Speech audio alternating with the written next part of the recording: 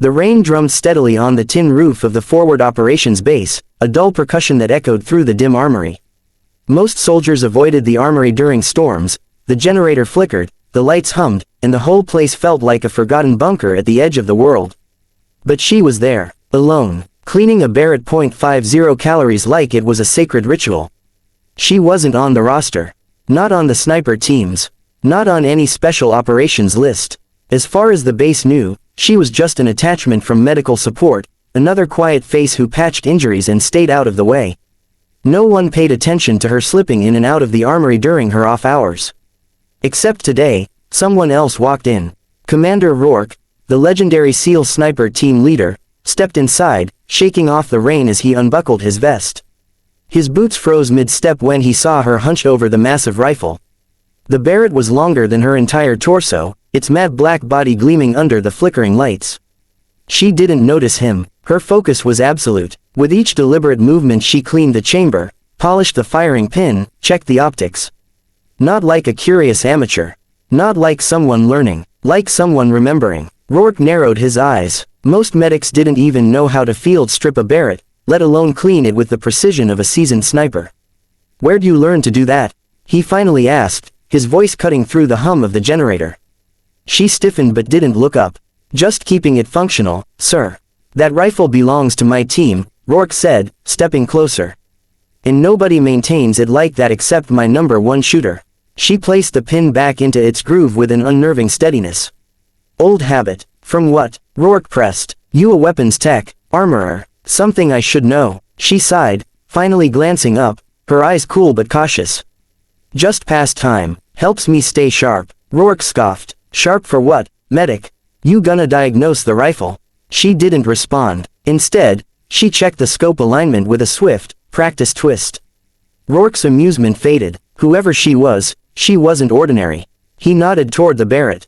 "You ever fired one of those?" Her answer was so soft he almost missed it. "Yes." "How far?" She hesitated. Then she spoke the number like it meant nothing, like she wasn't dropping a grenade at his feet. 3,247 meters. Rourke blinked. "That's impossible. That's record range shooting. That's..." The wind was calm, she cut in quietly. And the target wasn't moving. He stared at her, searching her face for any hint of exaggeration. There was none, just steady eyes and a truth she'd carried for years. Rourke exhaled, stunned. "Who are you?" She slid the massive rifle across the table with effortless familiarity. "Someone who stopped shooting," she said, "until I needed to start again." And outside, the storm thundered like the world had just shifted. The sun was just beginning to rise over the jagged mountains, spilling pale gold across the forward observation post. Commander Rourke had spent the night running drills with his sniper teams, but all he could think about was her, quiet, precise, almost invisible, and yet capable of something far beyond anyone's expectations. He found her outside the armory again, this time inspecting the scope of a different Barrett, adjusting it with the same meticulous care. Soldiers passing by gave her curious glances but quickly averted their eyes, sensing the unspoken weight she carried. "Thought you were just a medic," one of the younger snipers muttered under his breath, nudging his friend. "Why is she handling a.50 calories like it's a violin?" Rourke ignored them, stepping closer. "You ready to show me what 3,247 meters looks like?" he asked, his tone a mixture of disbelief and challenge. She looked up, expression unreadable.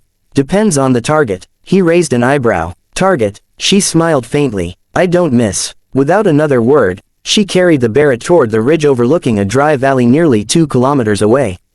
Rourke followed, noting the fluid confidence in her movements. Every step was precise, calculated, efficient. She positioned the rifle on the bipod and crouched behind it, scanning the horizon.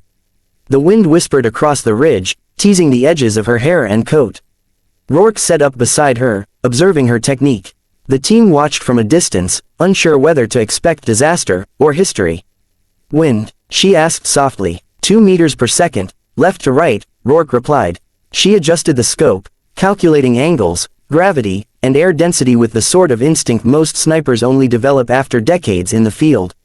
Her finger hovered over the trigger.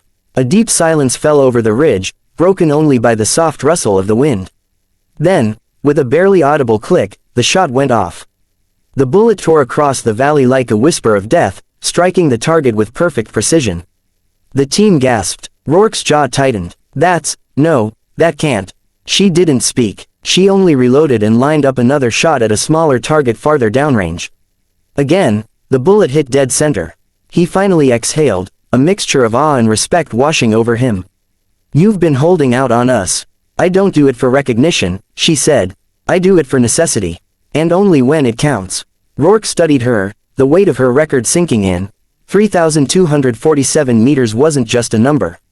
It was proof of skill, patience, and the kind of cold precision that had saved countless lives in the field.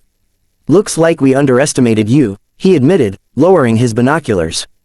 Big mistake. She packed up the rifle without a word, her calm demeanor unshaken. Soldiers whispered among themselves, realizing that the quiet medic they had ignored, or mocked, was someone they would never forget. As they descended the ridge, Rourke stayed close, silently noting one thing. In the heat of combat, it wouldn't matter who she appeared to be. Only what she could do. And after today, there would be no doubt.